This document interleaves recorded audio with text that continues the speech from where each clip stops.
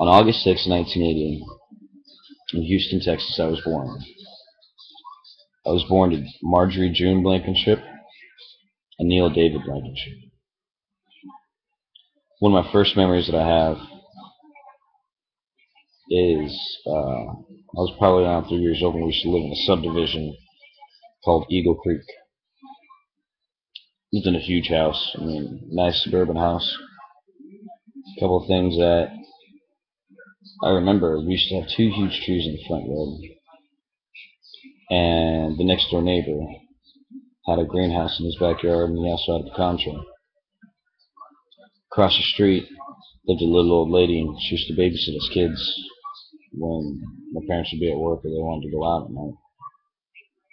And she used to play piano. We had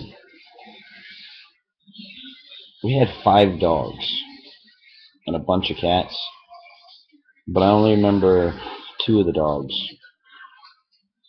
and one of the cats. The cat was a black cat, and its front right paw was totally white. His boots.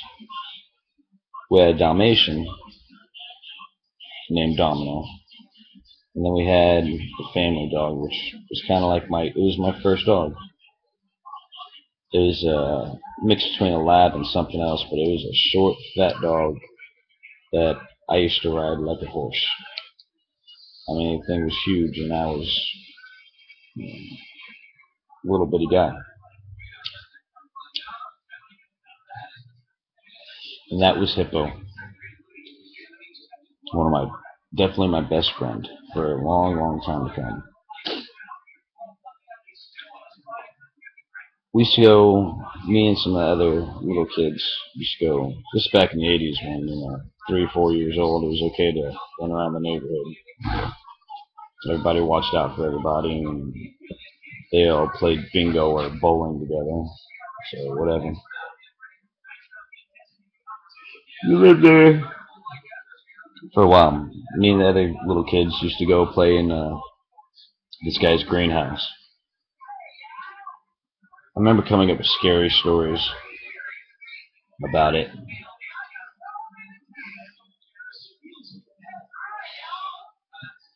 When I turned 4, started kindergarten. This was, once again, back in the 80s when school started a little bit earlier.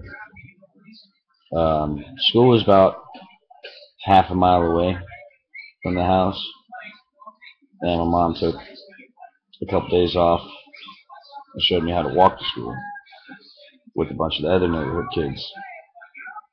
And there was a cut through this little wooded area to go to school. So for a couple days we did this, and then after a while, I was doing it on my own with these neighborhood kids. And then it came to, we'd be walking to school, and we'd start climbing trees. We're kids. We're out in the middle of the woods, well, what we think is woods. And we're out playing army men and fucking shit like that. Things were going okay for like a week doing this, because we'd skip, and we'd get to school just in time for our parents to come pick us up. My mom found out, and my sister had to start walking with me to school, which totally sucked. There was a time, the other memory that I have at that age was a big tornado. It was a big storm. Big tornado came tearing through the subdivision, and it tore out one of those two big trees I was telling you about earlier. Like, literally just pull it. I mean, this tree is like 50 feet tall. Literally just pulled it out of the ground and threw it across the neighborhood.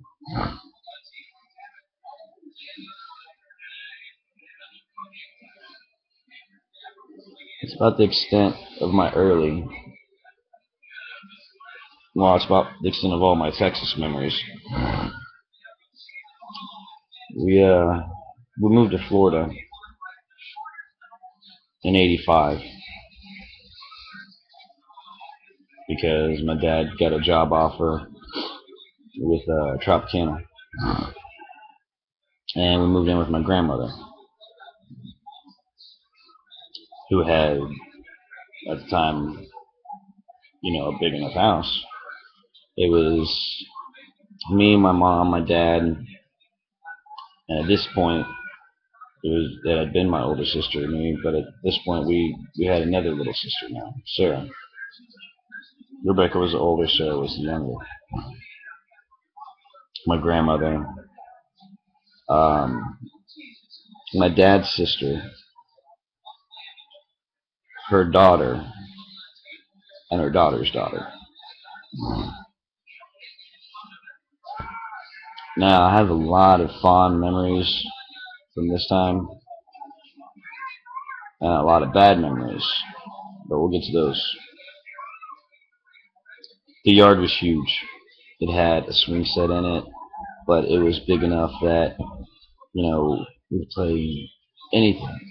It was like, she probably sat on an acre of land, and 3/4 of this was, yard. She had a whole bunch of citrus trees. She had a key lime tree, and there's a grapefruit tree, an orange tree.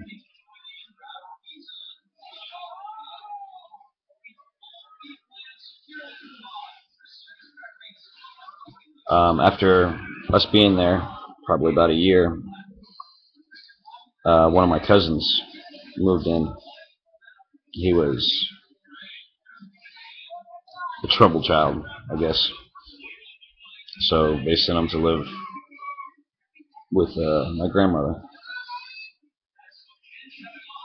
Uh, Grease monkey, always in the backyard, messing with cars or outside drinking or smoking or whatever. And he was always messing with us kids. Now here's where the bad stuff comes in. So there was this one time he was back by the fence on the property line messing with one of the cars.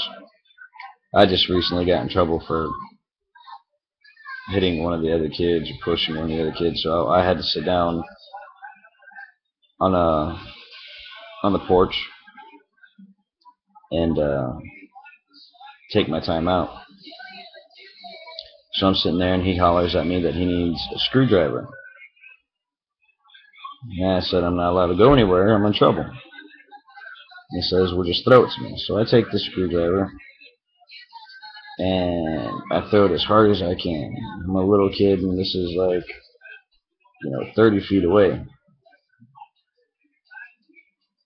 And I throw it so hard that when it hits him, it sticks in his leg a little bit. Once you know, he runs inside yelling and screaming about how, for no reason, I chucked a screwdriver at him. Yeah, this is when it gets bad. My grandmother comes out and tells me to go get a switch. You guys know what a switch is. You guys grew up at the same time I grew up. So I had to go pick my own damn switch, which was horrible. It took me time and time again to try to figure out which would be the best switch, and I was wrong each and every time. At first, first time I didn't grab a big one because I figured a big one would hurt. I figured if I got me a little bitty one, that it would hurt, or it wouldn't hurt so much. Boy, was I wrong. The little ones hurt so much more than anything else. You could have gave her the tree, or she could have dropped it on your head, and that would have hurt less. So, went out, got my switch, got my little beating. Then I got home, or my dad got home. It wasn't over because my cousin made sure he told him the story too. It didn't matter that I already got my punishment.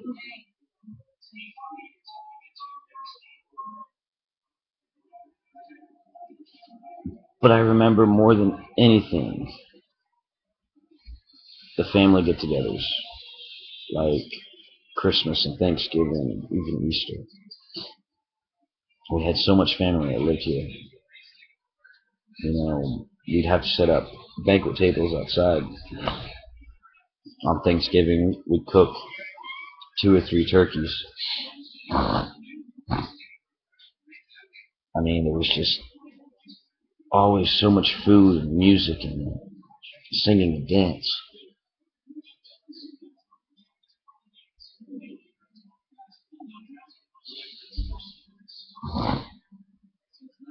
The house was always full of love, even though it was sometimes painful love. There was definitely family there.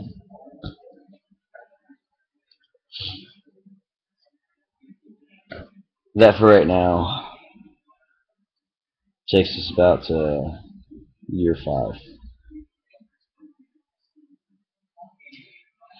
You know, it was easy to go from birth to 5 because there's not much you remember as a kid, and there's a lot of stories that you have. Obviously, you're not going to tell all of them, but those are the important ones.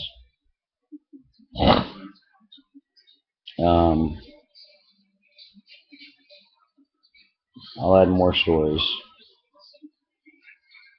We'll spend some more time. And as time goes on, you can notice the stories get deeper and more intense and personal.